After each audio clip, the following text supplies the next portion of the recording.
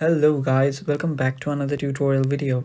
In today's video, I'll teach you guys how you can get back your deleted app store on your iPhone. So now let's get started. So the first thing you'll want to keep in your mind is that you cannot delete your app store on your iPhone. So if you just try to delete it, just long press on your app store and you'll see that remove app option. Tap on remove app, and if you tap on it, you will see that you can only remove it from the home screen. So now you cannot uninstall it, and even if you remove it from the home screen, I'll teach you guys how you can get it back.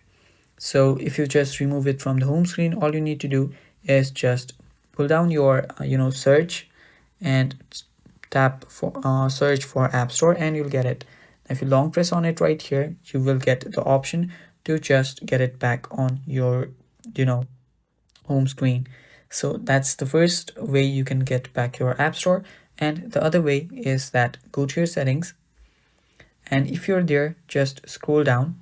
Now after you scroll down for a bit, you will see an option called screen time. Tap on screen time, and if you scroll down again, you will see content and privacy restrictions. Tap on it and make sure that you've turned on content and privacy restrictions. And after you've done that, go to iTunes and Apple Store purchases, and on your installing apps, just go there and check the setting that it's set on. Now if it's on don't allow, you will see that after a few time the app store will just disappear, and there you go, it just disappeared, right? So if you search for it, you cannot find it on your home screen. So that might be the setting that you have set your settings on. So if you go to your settings again, go to control restrictions, and go to your iTunes and App Store purchases, go to installing apps. You just need to select allow, and after some time you will see that your app store will just get back. All you need to do is wait. So there is no way to just uninstall your app store. You cannot delete it.